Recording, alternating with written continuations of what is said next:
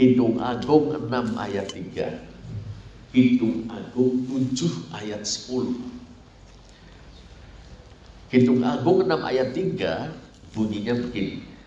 Aku kepunyaan kekasihku dan kepunyaanku kekasihku yang menggembalakan domba di tengah-tengah bunga bakung. Itu Kidung Agung 6 ayat 3. Kidung Agung 7 ayat 10. Kepunyaan kekasihku aku, kepadaku gairahnya tertuju. Kepunyaan kekasihku aku, kepadaku gairahnya tertuju. Ibu bapak, saudara-saudara, Mas Heri, Cinta, lama orang memandang Kidung Agung sebagai sebuah hiasan rohani, hubungan kasih antara Allah dengan umatnya, antara Kristus dengan gerejanya. Tentu saja itu pemahaman yang baik, yang bermanfaat, yang membangun iman. Ada juga pemahaman atas kitab Kidung Agung ini sebagai kumpulan syair cinta dua mempelai bersaut-sautan saat pesta pernikahan. Ini pun sangat menarik. Kita bisa melihat kekayaan syairnya, keindahan kosa katanya, denyut asmara atau cinta romantik yang terungkap di dalamnya. Tapi boleh juga, nah ini kesukaan saya, kita membaca kitab Kidung Agung ini sebagai sebuah drama. Ada ceritanya. Kidung Agung ini punya cerita. Ceritanya sangat menarik. Dan boleh dikata ini merupakan salah satu warisan sastra dunia tentang kisah cinta, yang bisa kita sejajarkan, kita bandingkan dengan kisah-kisah cinta agung lainnya. Misalnya Romeo dan Juliet, misalnya dari Inggris, Sampek Engtai dari Tiongkok, Kois dan Laila, wah kalau dari Persia, Kois dan Laila. Lalu Roro Mendut dan Prono Citro. Nah ini Roro Mendut gadis Pati, Prono Citro pemuda Mataram. Nah tetapi kisah-kisah itu semua yang coba mengangkat dan mengungkap cinta sejati di antara dua insan, laki-laki dan perempuan, berakhir dengan tragedi. Ibu bapak saudara, semuanya berakhir dengan tragedi. Romeo dan Juliet begitu. Laila dan Kois, Koisnya akhirnya menjadi Majnun. Apa itu Majnun? Menjadi gila karena Lailanya mati, ibu bapak saudara. Demikian juga Sampek Engtai. Begitu juga Roro Mendut dan Prono Citro. Cinta sejati tak sampai.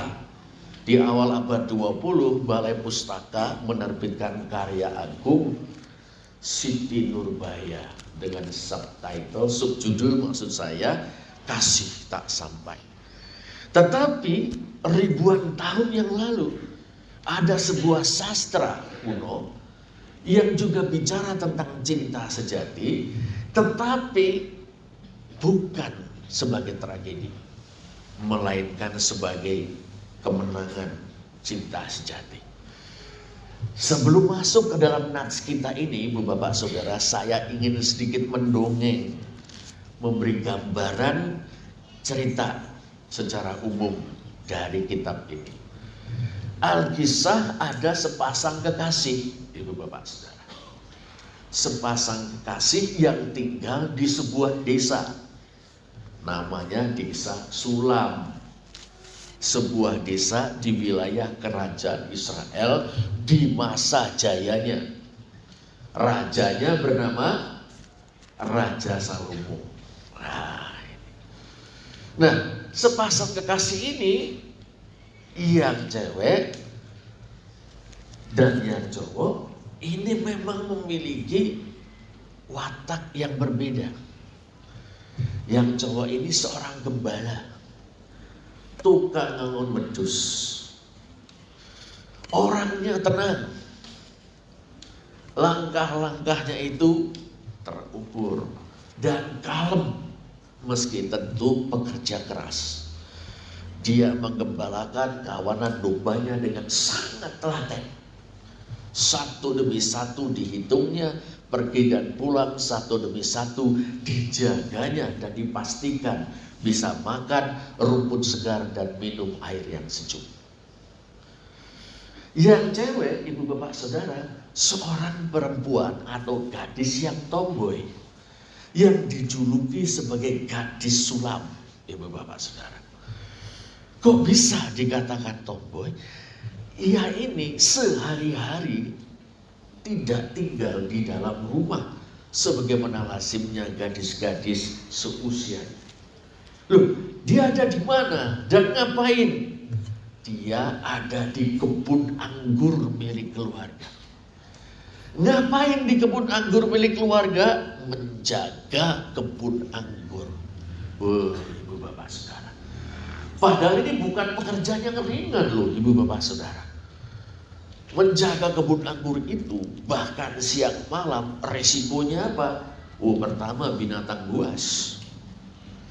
Kalau ada serigala, gimana? Kalau ada singa, bagaimana? Singa kesasar. Kalau ada beruang, gimana? Ibu bapak saudara. Tapi ini berani. Belum lagi khususnya kalau malam hari perampok-perampok yang ingin menjarah kebun anggur. Apalagi kalau jelang panen, ibu bapak saudara. Wah, ini gadis ini tidak takut menjaga kebun anggur. Nah, bahkan karena biasa tinggal di luar rumah,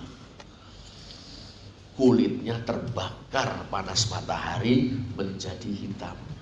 Maka kalau kita membaca nanti dalam Kidung Agung pasal 1, gadis sulam ini seperti diinjek oleh putri-putri Yerusalem. Wah, gadis desa kulitnya hitam. Sementara putri-putri Yerusalem yang biasa luluran dengan ramuan istana, kulitnya terang, kuning langsat, putih barangkali, cantik, perawatan khusus, skincare. Tetapi dengan percaya diri, gadis ini berkata, memang aku hitam dan cantik. Lembaga Alkitab menerjemahkannya, memang aku hitam tetapi cantik. Kata diterjemahkan tetapi saya usul dan. Memang aku hitam dan cantik. Suatu rasa percaya diri yang luar biasa.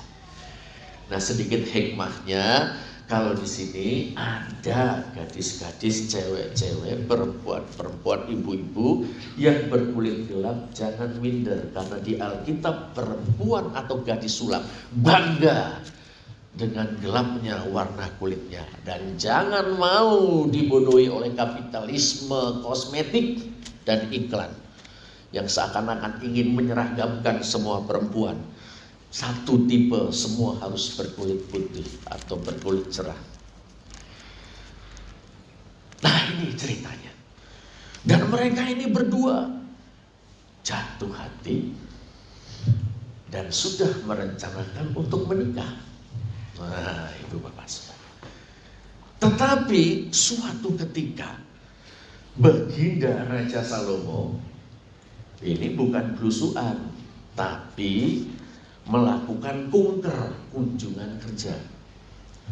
Dari Yerusalem, iring-iringan pasukannya, rombongannya, pasukan pengawal raja, semua siap ke desa Sulam.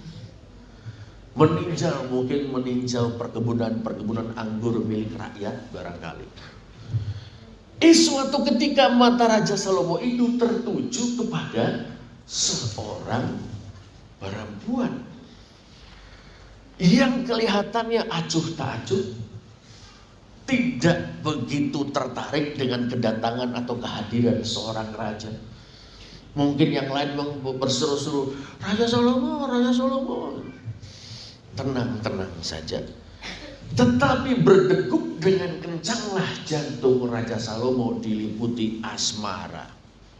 Jatuh cinta pada pandangan pertama kepada gadis sulam itu. Ibu bapak saudara. Lalu tanpa basa-basi Raja Salomo, namanya raja, punya kuasa apapun, hampir segala sesuatu bisa dilakukan.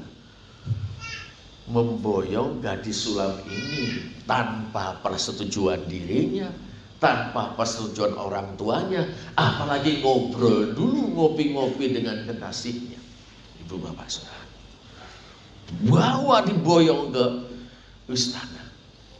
Skenario pertama akan dijadikan selir atau gundik. Skenario kedua akan dijadikan permaisuri. Meskipun Raja Salomo sudah punya banyak permaisuri dan punya banyak selir, ibu bapak saudara. Tapi dia ingin memenangkan perempuan yang satu ini. Maka ditempatkanlah gadis sulam itu di dalam keputren. Dan semua disediakan, dayang-dayang siap untuk melayani. Perawatan kecantikan akan segera dijalani. Wah, di sebuah keputren yang mewah, ibu bapak saudara. Dan bukan hanya itu, di tengah-tengah kesibukannya memerintah atau memimpin negara, Raja Salomo menyempatkan diri untuk ketemu dengan gadis sulam ini. Paling sedikit 2 kali dia ketemu. Dan dalam pertemuan itu dia melancarkan rayuan-rayuan mautnya, ibu bapak saudara. Matamu seperti ini, hidungmu seperti ini, alismu seperti ini, ibu bapak saudara. Lehermu seperti menara, dan seterusnya dan seterusnya. Ibu bapak saudara, apa yang kurang dari diri Raja Salomo dari sudut pandang seorang perempuan? Dia ganteng, pasti. Raja Salomo tampan. Raja Salomo cerdas, ya, bijaksana pula. Raja Salomo kaya raya, pasti. Raja Salomo berkuasa, dia raja. Dan putri-putri Yerusalem itu begitu mendambakan. Tidak usahlah jadi permaisuri, jadi selir pun rela. Tapi gadis sulam ini tidak tertarik sama sekali kepada Raja Salomo, ibu bapak saudara. Tiap kali rayuan maut itu dilancarkan, ditampiknya. Tiap kali kekayaan itu dibentangkan di hadapannya, dia berpaling, ibu bapak saudara. Kok bisa? Kalau kita membaca dalam Kidung Agung 6 ayat 3, kita menemukan mengapa kok bisa begitu. Dia bilang begini, aku kepunyaan kekasihku. Ibu bapak saudara, kata yang menarik bagi saya sejak dulu dalam Kidung Agung ini adalah cara dia menyebut gembala desa, calon suaminya, yaitu kekasihku. Bahasa Ibrani untuk kekasih dot, D-O-D, bukan D-O-T, dot, bukan D-O-D. Lalu untuk ku, I, dodi jadinya. Jadi dia menyebut calon suaminya itu dodi. Dodi, dodi, dodi. Sedangkan si dodi menyebut calon istrinya indah sekali, yaitu Raati. Raati dari kata raya, raya, manis. Rayati, rayati artinya manisku. Jadi saya membayangkan si Intan manggil Mas Heri Dodi. Tapi jangan dot-dot, jangan Dodi. Kalau zaman sekarang kan beb gitu kan. Boleh kita pakai cara baru yang niru-niru Alkitab ini. Dodi. Mas Heri juga boleh. Jangan bel. Rayati. Rayat, mirip Aryati ya. Aryati. Ini Rayati. Beb.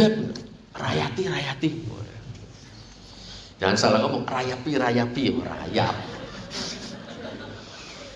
Oh Dodi, oh Rayati. Bahwa nanti waktu janji pernikahan gitu, aku menerimamu, ayo Rayati, ayo Dodi.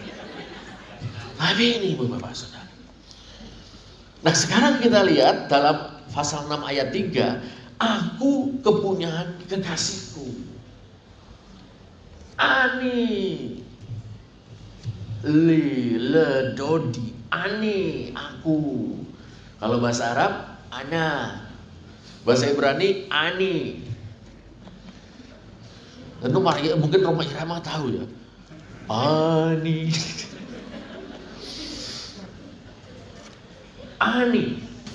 Ani le Dodi.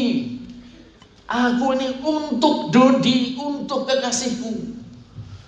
Raja Salomo yang melancarkan jurus-jurus rayuan maut dihadapi dengan kata-kata Ani le Dodi. Aku ini untuk kekasihku, bukan untukmu, hei Raja Salomo. Untuk kekasihku, bukan untuk yang lain. Dan ini diulangi Ibu Bapak Saudara dalam 7 ayat 10. Wih, dia ulangi. Wah, ini Ibu Bapak Saudara, kalau kita sekarang hubungkan Mas Heri, Ko Heri, si Intan atau Mbak Intan, ini perlu ini. Aku memang untuk dia memang untuk aku. Masyarakat menyebutnya jodoh, masyarakat. Saya cenderung menyebutnya Tuhan mengkondisikan kita memberikan respons yang positif. Tuhan mengkondisikan lewat jalan yang tidak terduga. Memang betul, God will make a way, itu betul. Allah itu buat jalan. Memang sekitar 7 atau 8 tahun yang lalu, saya itu Ibu Bapak Saudara punya feeling. Alkisah waktu itu, Cik Intan ini ikut padepokan. Ini padepokan ini bukan silat, bukan, di kantor Sinode GKMI. Mas Heri atau Ko Heri ini adalah administrator Akademi Muria yang bertanggung jawab atas pelaksanaan padepokan tersebut. Waktu itu Ibu Bapak Saudara, saya menjadi salah satu pembicara. Di sesi saya itu, ada 2 orang perempuan yang menggojologi Mas Heri. Dari awal sampai akhir sesi saya, bahkan sampai waktu jeda atau break. Satunya Ibu Gracialina. Nah itu orangnya datang. Nah ini istrinya Bapak Rian, Mark Rian. Tetapi berkenan dengan gojekannya Bu Gracialina, saya tidak ada pikiran apa-apa, Bu. Gak ada. Karena saya tahu Bu Gracialina ini adalah istrinya Pak Rian. Tetapi ada seorang gadis yang saya tahu lajang.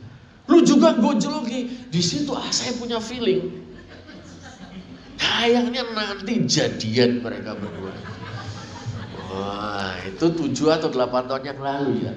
Saya masih muda waktu itu Mas Heri. Karena sudah agak tua. Nah ini dia. Waktu itu saya ada feeling begitu. Nah tetapi kan kemudian tidak lagi ada cerita atau kisah tanggal itu selesai tugas saya pulang. Itu. Nah ternyata memang Allah itu adalah Allah yang maha mengkondisikan.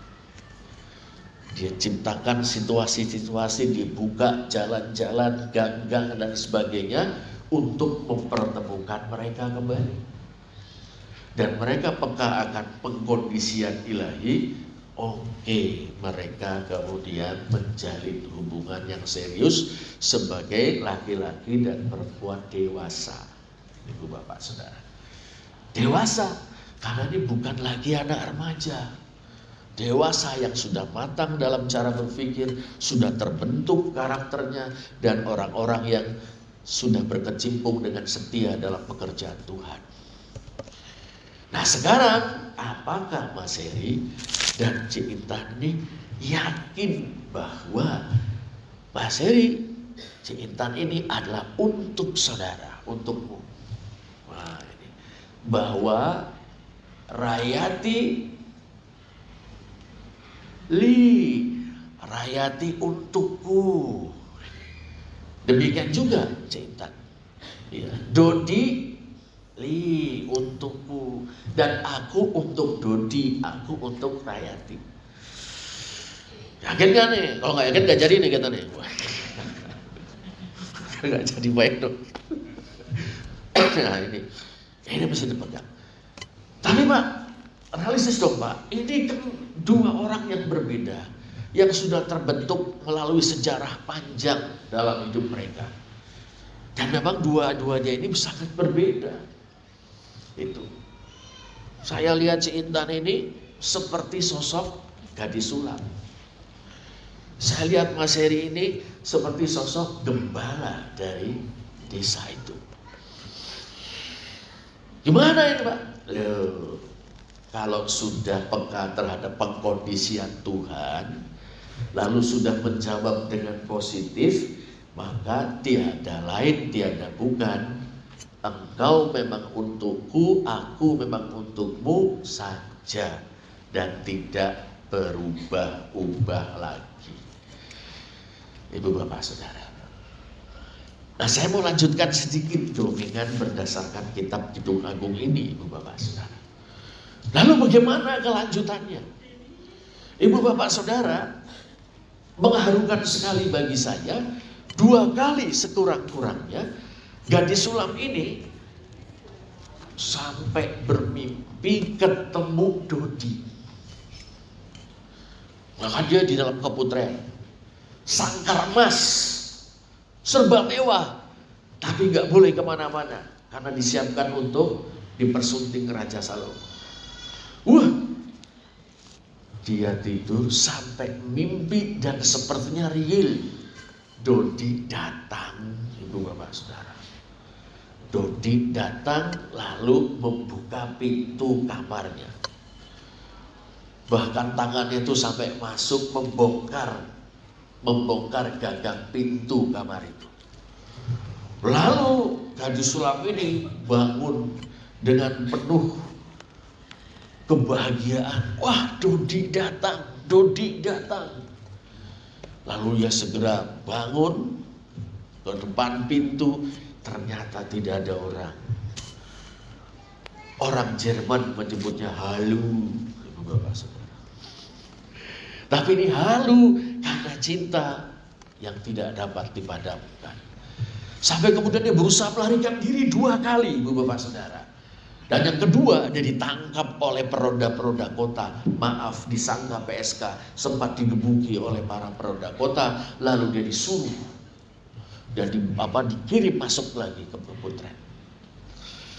Tapi tetap tidak bisa dia itu dikalahkan. Tetap tidak bisa. Itu ibu bapak saudara. Sampai akhirnya Dodi betul-betul datang untuk menculik dia. Loh kok menculik? Membawa pulang gadis sulam itu. Dibawa pulang. Dodi datang. Mungkin seperti ninja, ibu bapak. Menyusup ke komplek istana, ibu bapak saudara, yaitu yang disebut sebagai gedung hutan Libanon yang sangat megah milik Raja Salomo. Mungkin dia bisa mengelabui para pengawal, mungkin pakai ilmu sirep, aji sirep Megananda, sehingga para pengawal pada jatuh tertidur. Berhasil, dan waktu itu belum ada CCTV, ibu bapak saudara.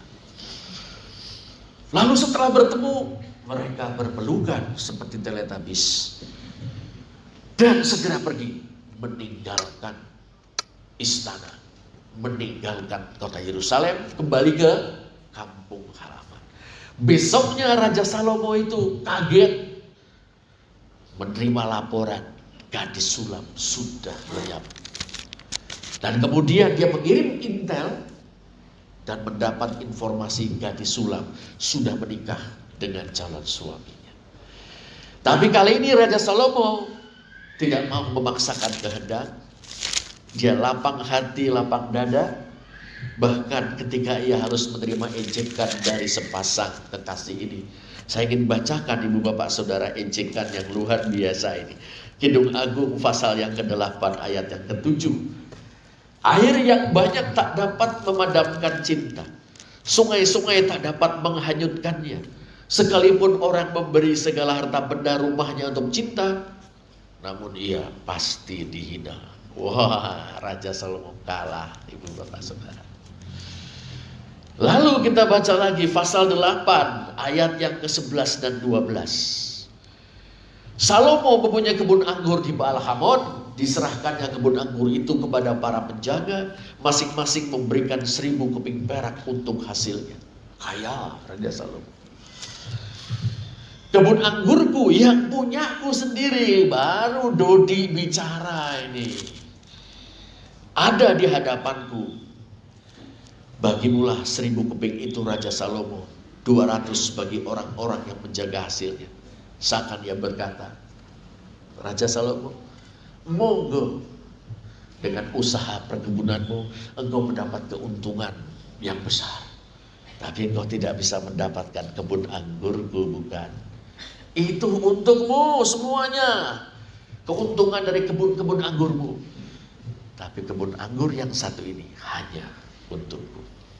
Raja Salomo tidak menghunus pedang atau tidak memerintahkan Panglima Benaya bin Yoyada untuk memancung kepala memancung kepala gembala yang kurang ajar itu. Meskipun jengkel, legowo, happy ending, ibu bapak saudara. Mas Heri Cintan sekarang sudah berani mengatakan, engkau untukku, aku untukmu. Aku untukmu, kau untukku. Ke depan pernyataan yang sama juga harus dinyatakan dengan seteguh hati. Meskipun nanti banyak rintangannya, meskipun perbedaan pribadi iya, meskipun nanti mungkin ada konflik-konflik, tetap aku milik kekasihku, kekasihku milikku. Ibu bapak saudara, ada satu kata untuk mengakhiri renungan ini. Di pasal yang ke-7 ayat 10 bagian akhir ada kata-kata ini. Kepadaku gairahnya tertuju. Kata gairah tersuka. Bisa diterjemahkan gairah hasrat. Dan itu wajar-wajar saja. Ini kan suami istri. Tetapi tersuka bisa juga diterjemahkan kerinduan. Ibu bapak saudara, kerinduannya itu tertuju kepadaku. Jadi rupa-rupanya gadis sulam ini ngerti, ketika ia itu diboyong ke istana, ada seseorang yang begitu merindukan dia, sangat-sangat merindukannya, yaitu Dodi, kekasihnya, sangat merindukan. Mas Heri orang yang tenang. Saya tidak tahu cara mengekspresikan cintanya. Tapi saya yakin bahwa kerinduannya besar terhadap cintanya. Dan nanti waktu-waktu ke depan kerinduan ini mesti terus dijaga atau dipelihara. Bahkan kalau kita mau terjemahkan tersuka sebagai hasrat, juga harus dijaga. Wah, boleh kiranya tetap supaya bisa membara baik. Ngomong-ngomong, saya sedikit curcol Mas Heri dan Mbak Intan. Ceritanya hampir setahun saya ini menjadi semacam jomblo. Karena istri saya meninggalkan saya. Oh tidak, bukan. Istri saya itu Bu Reni itu loh Mas Heri, kan studi lanjut di Taipei. Berarti kami itu ketemu, apa tidak ketemu itu secara ragawi itu 1 tahunan. Syukurnya Tuhan itu memberkati dunia dengan gadget. Kok bisa video call tiap malam, ngobrol-ngobrol, sharing-sharing, bercanda, marah-marahan, berdoa. Nah, ini dia yang ingin saya sampaikan. Ya, selama bisa ketemu, manfaatkan sebaik-baiknya. Saat berjauhan, biarlah tersyukah Mas Heri, tersyukah Cik Intan, boleh tetap terpelihara dan terjaga. Dan selalu perjumpakan tersyukah masing-masing dalam doa kepada Tuhan. Mas Heri dan Cik Intan yang luar biasa, sosok-sosok dewasa yang selama ini telah menjaga kekudusan, baik secara pribadi saat sendiri maupun ketika sudah mulai bersama. Sebuah contoh yang indah di zaman kita ini. Inilah saat Tuhan memberkati dalam pernikahan yang kudus ini melalui hambanya Bapak Pendeta Henok Edi Haryanto. Tuhan mau mencurahkan berkatnya, dan sejak saat itu sampai nanti akhir hayat, berkat itu akan terus dicurahkan. Tuhan Yesus berkati ibu bapak saudara sekalian. Moga-moga kita semua terinspirasi oleh keteguhan cinta dan kemenangan cinta dari gadis sulap dan sang gembala. Tuhan menolong kita sekalian. Amin. Mari kita mengambil waktu teduh.